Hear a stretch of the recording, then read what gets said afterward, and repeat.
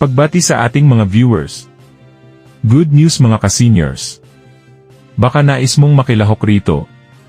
Inihayag ni NCSC Chairperson Mary Jean Loreche na magsisimula ngayong Agosto ang programa ng National Commission of Senior Citizens na magbibigay ng trabaho sa mga nakatatanda bilang tour guide sa Intramuros. Ayon kay Dr. Loreche sa panayam ng PTV, layunin ng proyekto na ipromote ang kultura ng Pilipinas habang binibigyan ng kabuhayan ang mga senior citizens. Plano rin itong palawakin sa mga hotel at resort bago matapos ang taon. Dagdag niya, dadaan ito sa malinaw na guidelines at koordinasyon sa iba't ibang ahensya at pribadong sektor. Hindi ito basta-basta ipapatupad, kailangang may malinaw na plano at tulungan ng lahat.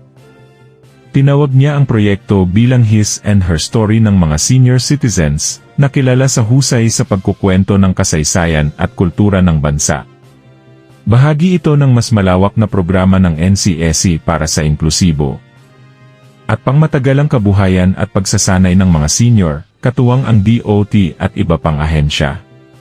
Maaari nang makipag-ugnayan sa NCSC o DOT ang mga interesadong sumali.